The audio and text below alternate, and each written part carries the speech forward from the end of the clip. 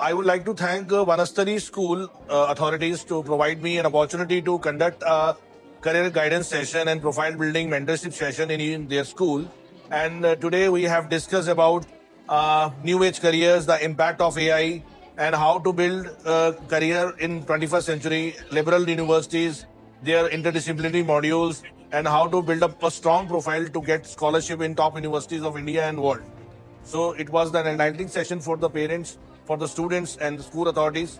I appreciate school authorities to give us an opportunity, and we are looking forward for more sessions with the school. Thank you. Mr. Ish Gera is highly respected career counselor, studied abroad mentor, and founder of T12 Professional Study Institute with over 30 years of experience in career guidance. A commerce graduate by profession, he has counseled over 50,000 students and parents and conducted 700 plus career counseling workshops across premium schools and institutes in last 2 decades. Certified by leading career platforms like iDream Career, CareerGuide.com. He is specialized in career planning, profile building, and personalized mentoring for school students, college graduates, and working professionals. His unique integrated counseling approach actively involves parents and educators to support students in making informed decisions. As a widely recognized study abroad expert, he has mentored students aiming for admission to top global universities. His workshop is reputed in schools like DSP Rohini, Bal Bharati, RAN International, and many more. Have helped thousands of students to explore career pathways after 10, 12, and even beyond.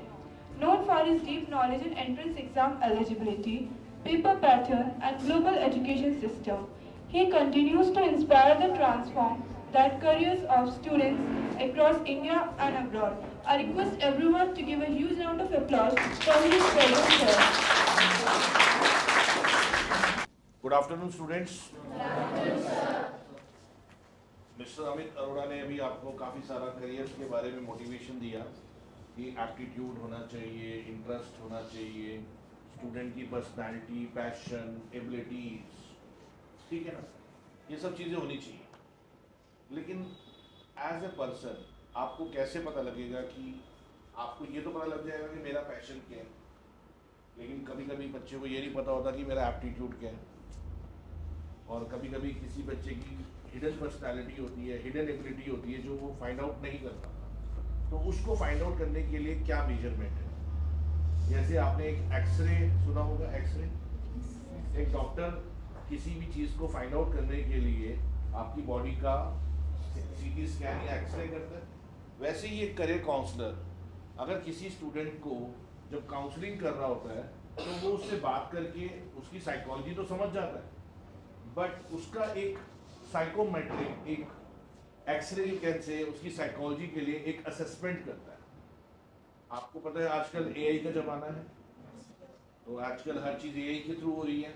तो ऐसे ही हमने as a counsellor हम भी AI का tools का use करते हैं। तो हमारी जो एआई सॉफ्टवेयर है वो हमारी हेल्प करती है कि हम स्टूडेंट की 1 घंटे की प्रॉपर असेसमेंट करें।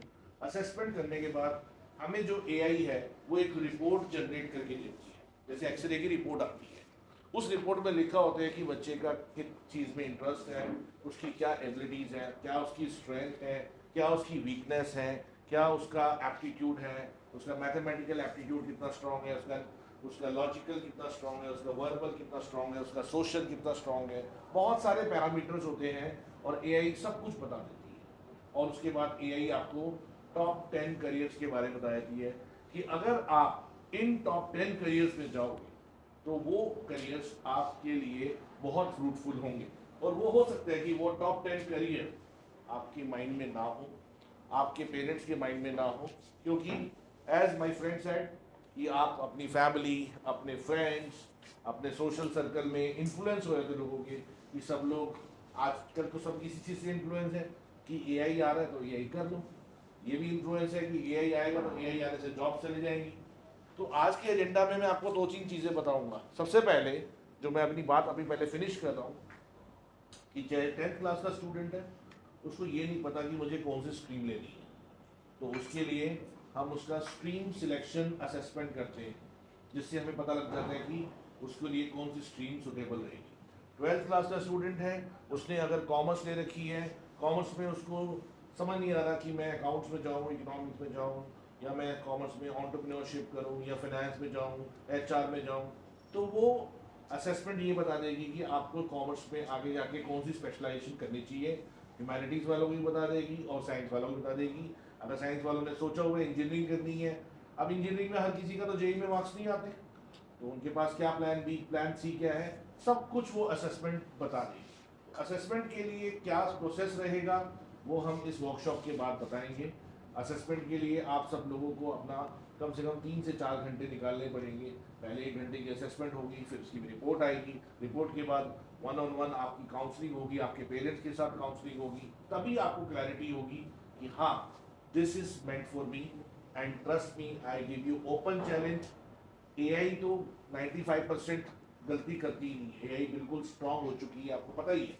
हम ChatGPT से भी बहुत चीज़ें पूछ लेते हैं, लेकिन हाँ 5% मिस्टेक कर सकती है। लेकिन मेरा जो 30 इयर्स का एक्सपीरियंस है, मैं उस रिपोर्ट को 95 से 100% पे ले आता हूँ। और ट्रस्ट मी, अगर आप उस रिपोर्ट को फॉलो करोगे तो आपको कभी भी लाइफ में 5 साल का बाद का, 10 साल के बाद का, 15 साल के बाद का पूरा रोड मैप क्लियर होगा। किस में बैचलर्स करनी है, किस में मास्टर्स करनी है, कौन कौन से स्किल बेस्ड प्रोग्राम करना है, इंडिया से करना है, अब्रॉड से करना है, सब कुछ वो रिपोर्ट बताएगी। मैं वो सैंपल रिपोर्ट आपको अभी शेयर करूंगा ताकि आपको अपने आप ही लगेगा ओ वाओ ये भी कोई चीज़ है। समझ में आ रहा नहीं आ रहा मेरी बात? तो कंफ्यूजन है लेकिन इनोवेशंस भी है। तो AI के एरा में हो तुम तो तुम्हारे पास, हमारे टाइम पे ऐसी कोई रिपोर्ट नहीं होती थी। हमारे टाइम पे कुछ नहीं पता लगता था, हम तो सिर्फ देख लेते थे, अच्छा तुम क्या ले रहा है, साइंस ले रहा है, मैं भी ले लूँ, ऐसे होता था। अच्छा तुम कॉमर्स विद मैथ्स ले रहे हो, यार मुझसे मैथ्स नहीं होगा, एक काम करते हैं दोनों कॉमर्स ले लेते हैं, मैथ्स छोड़ देते हैं। ऐसे हम डिसीजन लेते थे। लेकिन अब वो टाइम नहीं है, क्योंकि आने वाला टाइम बहुत कॉम्पिटिटिव एनवायरनमेंट है।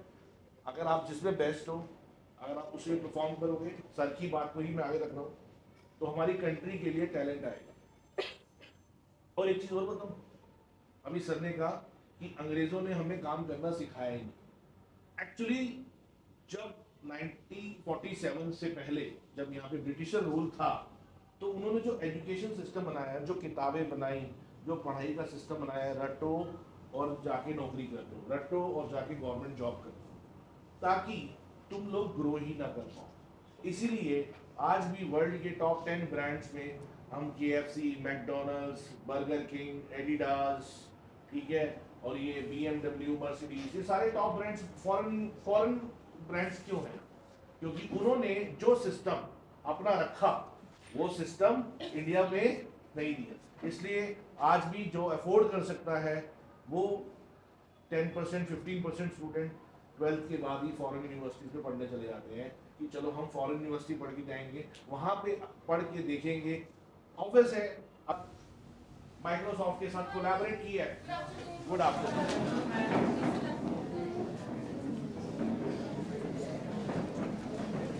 तो I was talking about AI era अभी स्टार्ट हुआ है, and after 2 or 3 years when some engineers, some students come back to India, they will start working on it। हो सकता है इंडिया का भी आने वाले टाइम में कोई ChatGPT जैसा सॉफ्टवेयर बन जाए, हो सकता है, लेकिन अभी ना तो इंडिया का कोई गूगल बना, ना इंडिया को कोई फेसबुक, इंस्टाग्राम, कुछ नहीं बना इंडिया। साइकोलॉजिस्ट भी है और एक मैथमेटिशियन भी है, तो एक रोबोट को बनाने के लिए सारी टीम लगी हुई है। बात समझ रहे हो मेरी?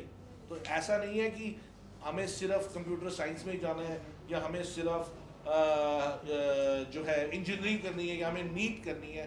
तो ये सब चीज़ें अगर आप समझ लो, अगर आपको पूरा करियर रोड मैप पता लग जाए, जो मैंने बताया था, करियर रोड मैप कहाँ से पता लगेगा?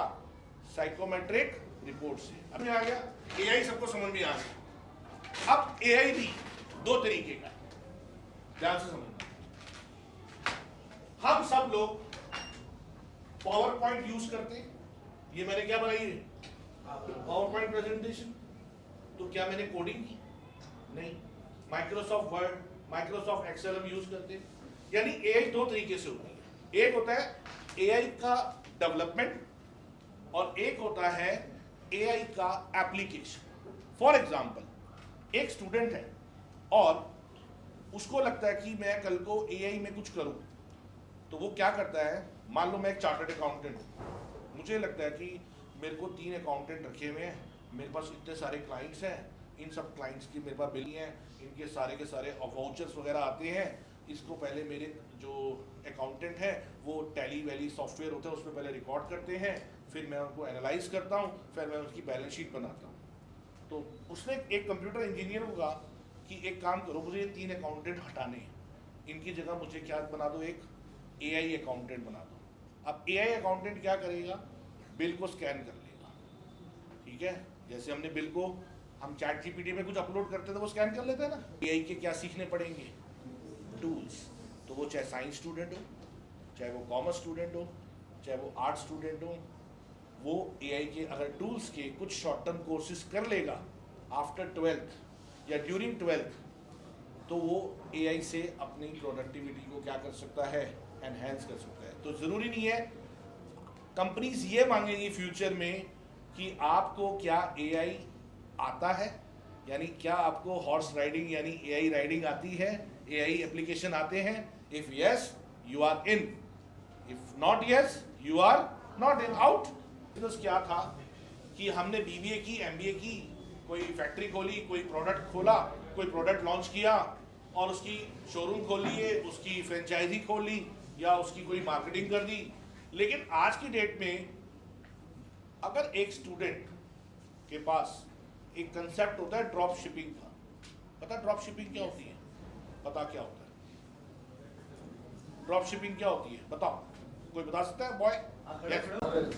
ड्रॉप शिपिंग में मतलब सर घर बैठे बैठे सेल करा, जैसे कोई कंपनी है उससे सर ऑर्डर, मतलब जैसे कोई हमें ऑर्डर करता है, हम सोशल मीडिया पर उसका ऐड करेंगे किसी प्रोडक्ट का, वहाँ से हमें ऑर्डर आते हैं तो हम उस ऑर्डर को कंपनी के पास भेजेंगे, वो वहाँ से डायरेक्ट कस्टमर के पास शिप हो जाएगा। बिल्कुल नहीं। तो आप डेटा साइंस, एक्चुअल साइंस और स्टैटिस्टिक्स ऑनर्स कर सकते हो, और मैथ्स के साथ अगर मैनेजमेंट स्ट्रांग है तो बिजनेस एनालिस्ट कर सकते हो, मैथ्स के साथ मार्केटिंग स्ट्रांग है, मार्केटिंग में इंटरेस्ट है तो डिजिटल मार्केटर बन सकते हो, और मैथ्स के साथ अगर आपको सोशली लोगों से कनेक्ट होने का मन करता है तो आप एक अच्छे टीचर, अच्छे रिसर्चर, बायोमेडिकल इंजीनियर। अब ये बायोमेडिकल इंजीनियर क्या होता है, मैंने 99% 10th के बच्चों को पीसीबी इस विजन के साथ लेते हुए सुना है या देखा है अपने करियर में कि मैं पीसीबी लेके डॉक्टर बनूंगा। इंडिया के स्टैटिस्टिक्स ये कहते हैं 25 लाख स्टूडेंट में से सिर्फ 1,10,000 स्टूडेंट्स ही डॉक्टर बन पाते हैं, क्योंकि 1,10,000 ही सीट्स हैं सारी मिला के, गवर्नमेंट, प्राइवेट, डीम्ड यूनिवर्सिटी की। तो बाकी के लोग कहाँ जाते हैं, बाकी के लोग हम जैसे काउंसलर्स के पास आते हैं और वो रोते हैं आके, एक एक 2-2 साल अपना पहले टाइम खराब करते हैं क्योंकि उनका एप्टीट्यूड नहीं था, उनका सिर्फ इंटरेस्ट था या फैमिली का प्रेशर था, और वो डॉक्टर नहीं बन पाते, ये उन्हें पता था, लेकिन फिर भी वो कह रहे थे कि मम्मी पापा के कहने पे हमने ट्राई किया। ऐसे बच्चों को पहले साइकोमेट्रिक असेसमेंट जरूर करानी चाहिए। मैं इंस्टीट्यूट्स के नाम नहीं लूँगा, लेकिन 2-2, 3-3 लाख रुपए इंस्टीट्यूट में जाके अपनी पेमेंट करके नीट की तैयारी करते हैं और प्लान बी के बारे में सोचते तक नहीं है कि क्या होगा प्लान बी, क्या होगा प्लान सी।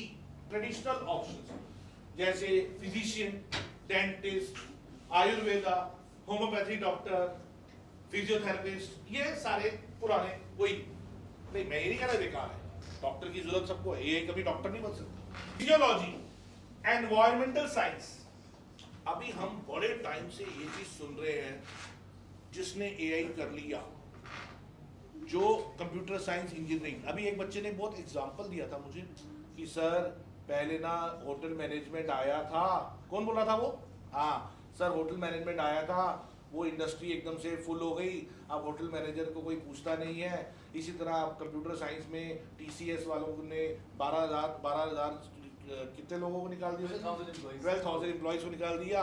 एआई आने से और भी एम्प्लॉयज़ निकल जाएंगे अभी, लेकिन फिर भी जो एआई कर लेगा, एआई के ऊपर राइडिंग कर लेगा तो शायद एआई से बच जाए वो, या एआई एप्लीकेशन सीख जाएगा। लेकिन डर तो सबके अंदर है, आने वाले 10 साल बाद ऐसी कौन सी इंडस्ट्री है जो बूम पे होगी? Anybody can predict? My AI report can predict, क्योंकि AI इसलिए प्रेडिक्ट करती है क्योंकि AI अपने दिमाग से नहीं चलती, AI के पास एक डेटा होता है। आपको पता है कि जो G7 समिट होती है, ये जो G20 समिट हुई थी इंडिया में, ये सारे नेता आके फोटो खिंचवाते हैं, एक टेबल पे बैठ जाते हैं, 3 दिन तक सिर्फ डिस्कशन करते हैं, फोटो खिंचवाते हैं, पार्टी करते हैं। ये क्या करते हैं? इस कॉन्फ्रेंस का, इस समिट का आउटकम क्या है? इसका ग्लोबल इकोनॉमिक्स में क्या फर्क पड़ेगा? आपको पता है कि उनको थोड़ी पता है कि मोदी और ट्रम्प बैठ के आपस में, पुतिन बैठ के क्या बात कर रहे हैं, G7 वाले क्या बात कर रहे हैं, G20 वाले क्या बात कर रहे हैं। मुझे भी नहीं पता, लेकिन मैं वहां पे नहीं बैठा हुआ, लेकिन उसके रिलेटेड न्यूज़ तो आती है, उससे रिलेटेड जर्नल्स तो आते हैं। मैं बता दूं प्रोफाइल बिल्डिंग क्या होती है 5 मिनट बाद। पहले मैं आपको निमिष का बता चुका हूं, अब आपको नील का बताता हूं।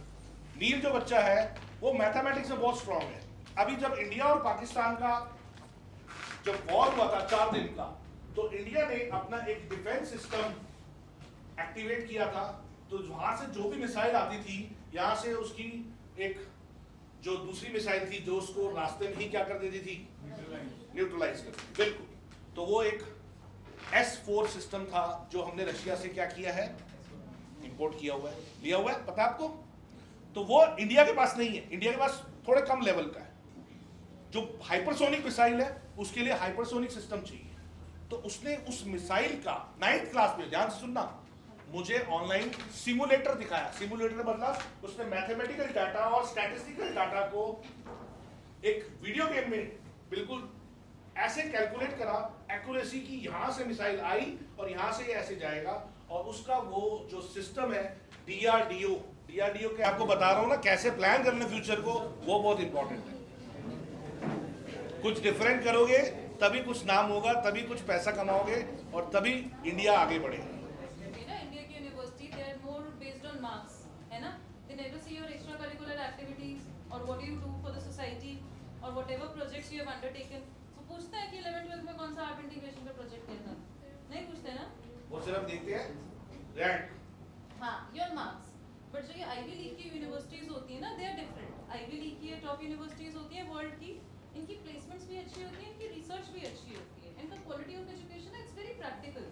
बट सी थाउजेंड्स और lakhs of students apply to it, seats are very limited, सबको तो नहीं पढ़ा सकते ना। So they have a very good selection criteria. इन्हें ग्लोबल एक्सपोजर चाहिए होता है, इनको रिसर्च चाहिए होती है, साइंटिफिक टेम्परामेंट चाहिए होता है। So that is what sir will talk about now. जब when you go to जैसे in the evening if you get time go to the University of Oxford, Harvard। मैं भी गई थी, I also went this year only 2 months back। इनके कुछ free courses भी होते हैं, Yeah. जैसे आप 10th पास करते हो then you have a gap ना of 1 month 2 month, एक फ्री कोर्स करना चाहिए। आई एम नॉट सेइंग कि पैसे वाला मत करो, पैसे वाला होता है जो 2.5 लाख 4.5 लाख 2.5 लाख बिल्कुल सस्ते वाला होता है। मतलब मैक्सिमम 10 सेशंस। मैंने जो समर इंटर्नशिप देखी, money is not the thing. जो उनका एक्सपोजर होता है ना, the kind of exposure they give is something different. जो हमारी इंडिया की यूनिवर्सिटीज होती है वो टेक्निकली कन्वेंशनल होती है, अपार्ट फ्रॉम IITs। आपने IIT के मॉडल्स देखे हैं ना, उनके नेक्स्ट लेवल मॉडल्स होते हैं, है ना? दे डू नॉट से कि अच्छा 90% लाओगे एग्जाम में तभी होगा। It is too much of practical training there. But Ivy League का तो लेवल ही अलग होता है, they are too much into research. वो माने जैसे sir told about biotechnological genetics की बात करी, अब क्रोमोसोम कितने हैं, क्रोमोसोम की पेयरिंग ठीक है या नहीं है, X और Y जीनोम्स ठीक है या नहीं है, ये सब तो जब तक वो रिसर्च नहीं करेंगे ना, दे विल नॉट अंडरस्टैंड, वो नहीं मानेंगे। सो उनका रिसर्च बहुत अच्छा होता है। हम आपको लैब में रिसर्च करने के लिए कितनी बार ले जाते हैं? Maximum once in a week. उनका तो बेटा क्लासरूम ही लैब होता है। यस। सो बिना रिसर्च के वो मानते ही नहीं। जैसे I am a woman, I might have babies, मेरे बेबीज कैसे होंगे, मेरे को तो बीमारी मेरी बेबीज को तो नहीं होगी, कितने परसेंटेज चांस है? If my doctor knows in advance, वो मुझे करेक्ट ड्रग्स दे देंगे ना। इस ड्रग्स के, अब जैसे हमने कोरोना की हम सबने मेडिसिन ली, एडल्ट्स ने तो ली ना, so what are the side effects in future? अब कोरोना की medicine was developed in 1 year, अब 20 इयर्स बाद उसके क्या साइड इफेक्ट्स होंगे, तो वो तो सिर्फ प्रेडिक्शन हो सकती है ना। वो बहुत सारी मैथमेटिकल कैलकुलेशन लगाते हैं कि अच्छा DNA पे इसका क्या फ़र्क होगा, RBC पे क्या फ़र्क होगा, मसल पे क्या फ़र्क होगा, तो सब आप AI से ही कर सकते हैं ना, क्योंकि कोरोना आया and the vaccine had to be developed within 1 year या विद इन 6 मंथ्स व्हाटएवर. अब 20 इयर्स बाद क्या इम्पैक्ट होगा किसी को क्या पता. सो दैट टाइम एआई और दिस जेनेटिक्स इज यूज्ड. आप समझ रहे हो. और उसकी भी बेटा सिर्फ प्रिडिक्शन कर सकते हैं. वो 20 साल बाद ही पता चलेगा. ऐसा तो नहीं कि जिन लोगों ने कोरोना की वैक्सीन लगवाई थी उनकी लाइफ एक्सपेक्टेंसी कम हो गई. व्हाट इफ तो वो तो आज से बहुत साल बाद पता चलेगा ना कि अच्छा मेरी फ्रेंड ने लगवाई थी, हर लाइफ इज मोर, मैंने लगवाई थी तो पता नहीं. आप समझ रहे हो. So this is where this AI is used in bio. जो सर ने कॉम्बिनेशंस बताए ना वो बहुत अच्छे थे जेन्युइनली. सिर्फ कंप्यूटर साइंस इंजीनियर बनने से या कॉमर्स का बीबीए करने से मजा नहीं आता. Those are conventional courses, those are needed. पर आजकल ना बेटा जैसे we teach you 5 subject till 8th class और 10th क्लास. अब जब मैं इतनी बड़ी हो गई हूँ मेरे क्या सच में फोटोसिंथेसिस काम आया? नहीं आया ना. हो सकता है कुछ मैथ्स काम आए हो सकता है देयर इज. चलो मैं तो एजुकेशन फील्ड में तो on and off all the subjects are used. But somebody who is doing BBA और एमबीए और डूइंग द चार्टर्ड अकाउंटेंट, उसको क्या याद रहेगा कि हमने 9th 10th में क्या जेनेटिक्स पढ़े थे, क्या प्लांट किंगडम पढ़ा था, क्या एनिमल किंगडम पढ़ा था. हम 10th के बाद सब्जेक्ट स्पेसिफिक होते हैं. फिर उस सब्जेक्ट में भी 5 सब्जेक्ट पढ़ते हैं. When you do commerce arts and science there are sub subjects also. फिर उसमें भी हम आगे इवॉल्व होते हैं.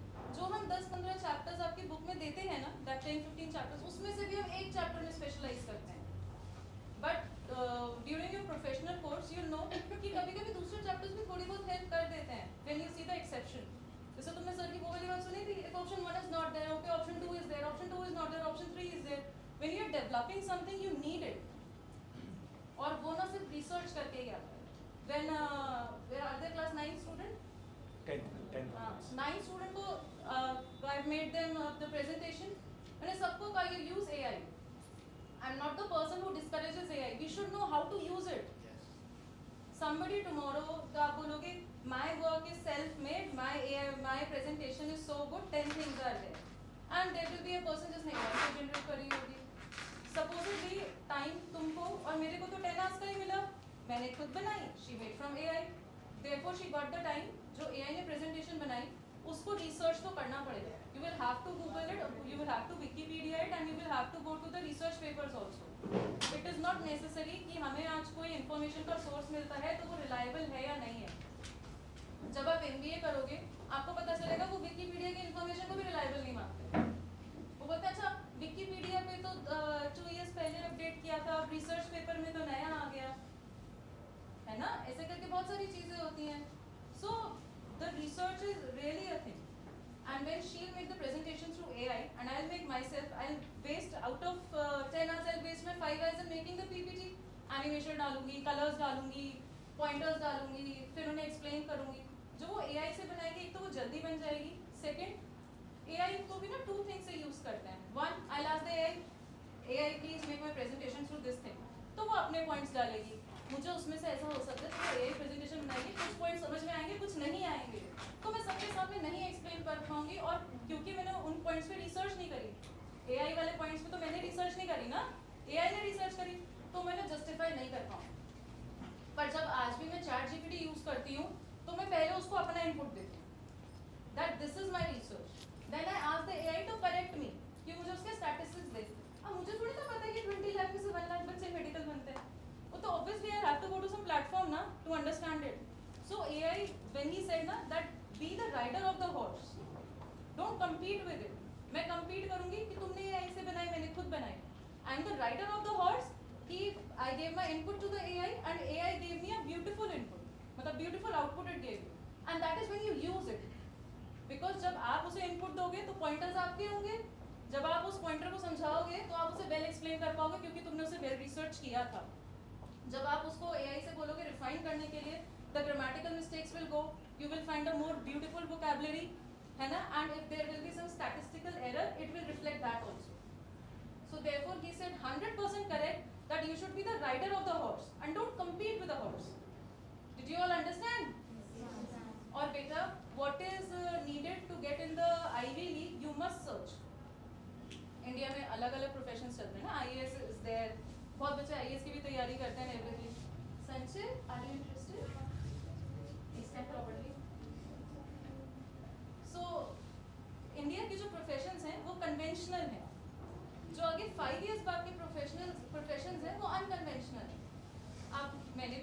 साइंस इंजीनियरिंग करी होगी, तुम लोगों के हिसाब से 10-15 साल पहले तो करी होगी।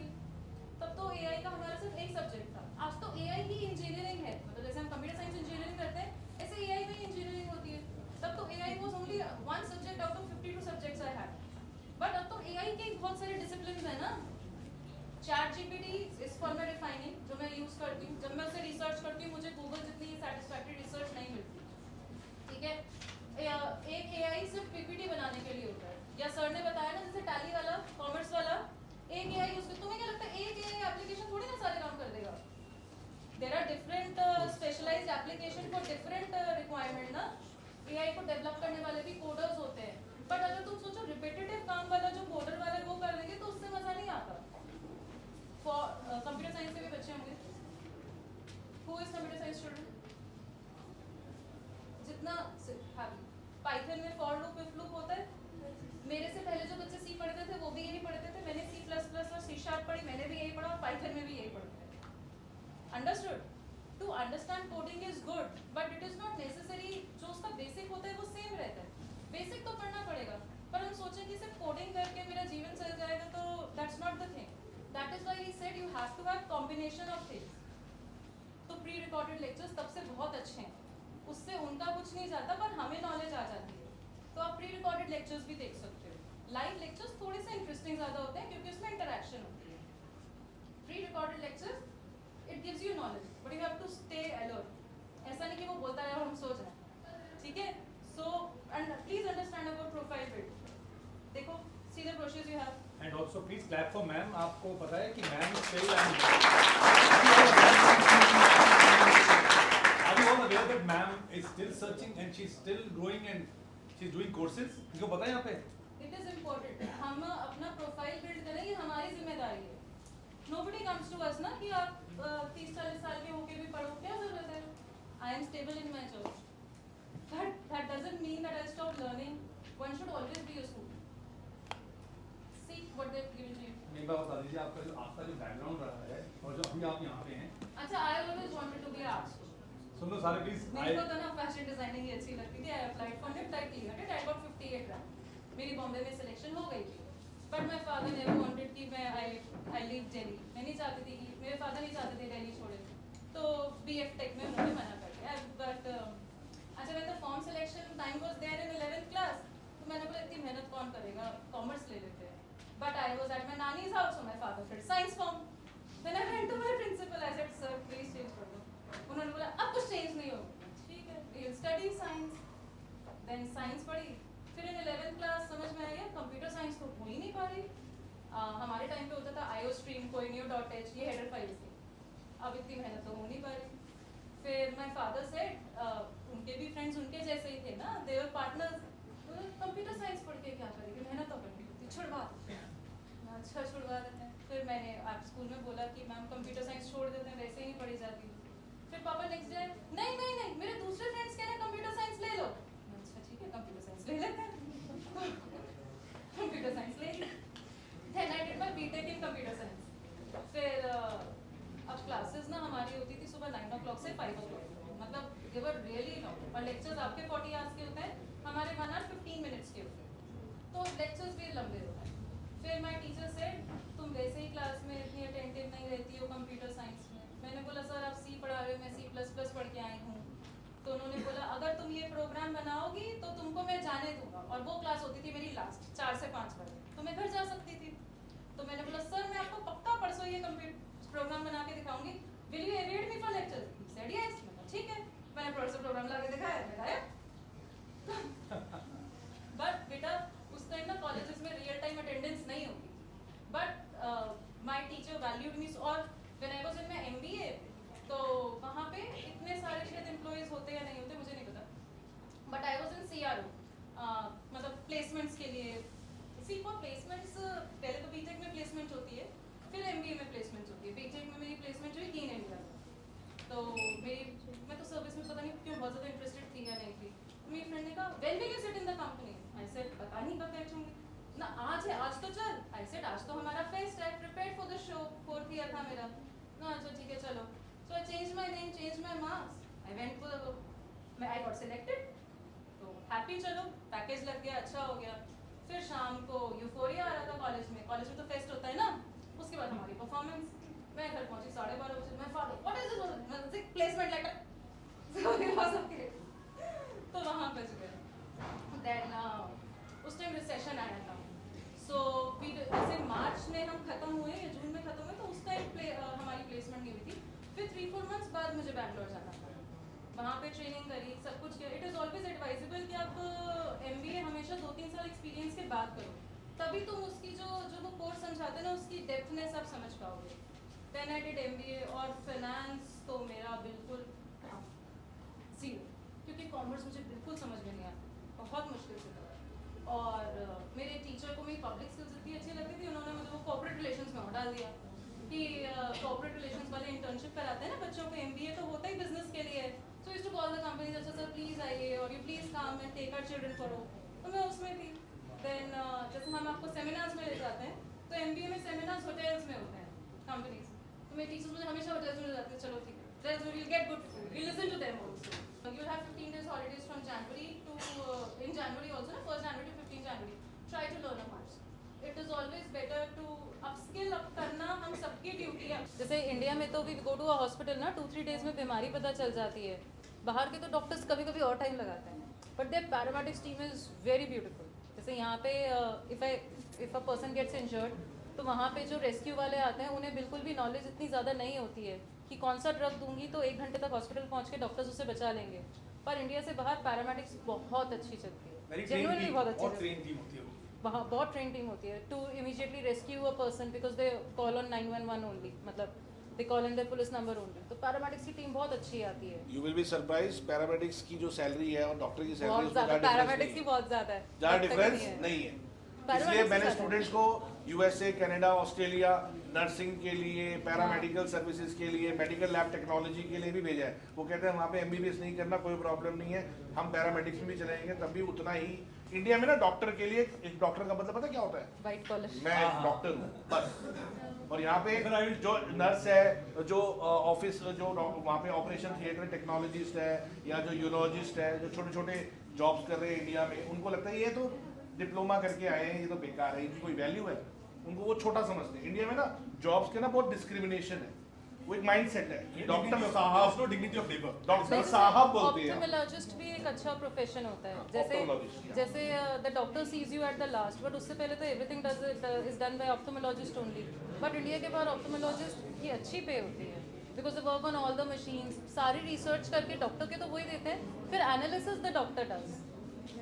जैसे जब भी आप लोग आई टेस्टिंग कराते होगे, so you seen that you go through a way, मतलब बहुत सारे एनालिसिस के थ्रू आप गुजरते हो, तब जाके द डॉक्टर सीज, तो वो ऑप्थेमोलॉजिस्ट होता है, वो भी बहुत अच्छा होता है। जैसे डेंटिस्ट में भी 12 फील्ड्स होती हैं।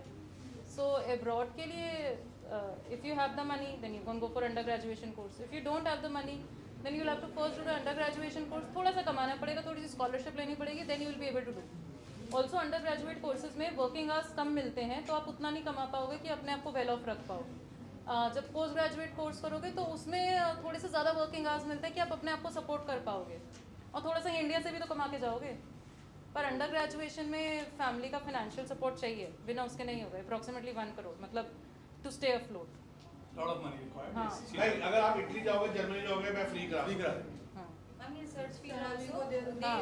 they give scholarship Just to हाँ, students. हाँ, Search हाँ, fees. हाँ, Like in हाँ, you have that- biotechnology, you have that microbiology, they can हाँ. do anything. And told us that extracurricular activities are very essential for us. And so you can, so आप मुझे बता सकते हैं कि हम एक्स्ट्रा करिकुलर एक्टिविटीज़ को भी हैंड बाय हैंड करें और अपने अकेडमिक्स पे भी अच्छे से फोकस कर सकें कि दोनों बहुत ज़्यादा सस्टेनेबल रहें। तो हम लोग कैसे उसका टाइम मैनेजमेंट कर सकते हैं? टाइम मैनेजमेंट कैसे होता है? टाइम मैनेजमेंट ऐसे होता है, सबसे पहले आपको अपनी जो सब्जेक्ट आप स्कूल में पढ़ रहे हो, आप उसकी ट्यूशन पढ़ते हो, तो आप अपना टाइम वेस्ट करो। आपको स्कूल में ही उतना अगर पढ़ते हो तो अपना टाइम टेबल आधा टाइम तो ट्यूशन में ही निकल जाता है।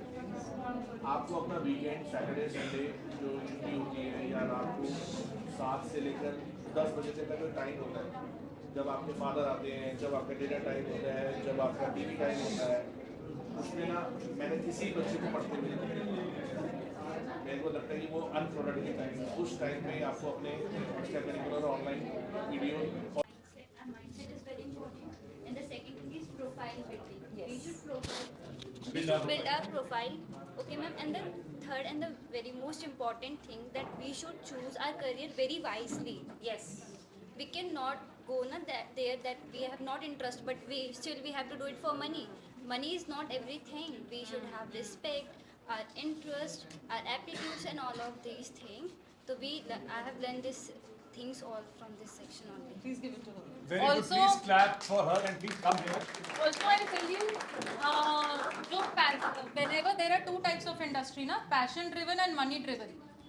जो money driven industry है वो passion driven industry के कभी सामने नहीं टिक सकती, because passion is the major thing. जो money driven industry होता है, you work for 6.5 hours, 8 hours and you come home. जो passion driven होता है ना, वो तुम्हारे दिमाग में हमेशा चलता ही रहता है. You feel like अच्छा मैं कल जाऊँगी ना तो मैं सबसे पहले ये करूँगी. तो passion driven industry में if anybody of you will enroll, you'll enjoy it more. And जो उसमें तुम्हारी potential निकल के आएगी ना, it will be very beautiful. क्योंकि वो तुम्हारा मन से associated है ना. So you'll आप always enjoy कर learn. रहे हैं आप as a principal. हाँ, I always enjoy it. She is having a passion. Please clap for her कि इनको भी passionate she's passionate about. I can see. She is very happy talking to you all. I am very happy that आधा काम तो ma'am career counselling का ma'am ही कर देंगे लग रहा है मेरे को, और ये हो भी जाएगा. That you are very fortunate. You understand this. Please come. Please clap for her. She is very aware and God bless you. Have a very मतलब मैं मामा देती आप देते हैं. Sir, और बताया था कि मनी और पैशन के बीच में डिफरेंस होता है. अगर मनी इतनी ज़रूरी नहीं होती जितना पैशन को फॉलो करना वो मैम ने जी. फिर उसके बाद सर ने हमें हमारे करियर के बारे में बताया था कि हम करियर को कैसे कैसे बिल्ड करना है. सबसे ज़रूरी इसमें हमारी प्रोफाइल बिल्डिंग होती है. और सर हमें जो है करियर हमें सिर्फ एक चीज़ को लेके नहीं चलना चाहिए. हमें 3-4 ऑप्शन एक साथ लेने चाहिए कि अगर एक फेल होता है तो हम दूसरे पर जा सकते हैं. और कभी भी हमें सिर्फ एकेडमिक चीज़ों को नहीं पढ़ना चाहिए. हमें प्रैक्टिकल नॉलेज के बारे में Perfect. पता होना Please चाहिए. clap for him. He's coming. तीन चार चीज़ों को कंबाइन करके अगर हम कोई भी चीज़ करेंगे तो जो उसका प्रोडक्ट होगा वो और ज़्यादा अच्छा होगा. फिर राजोदरा आपके लिए एक छोटी सी गिफ्ट है. पिछली बार भी मिली थी आपको, इस बार भी मिलेगी आपको.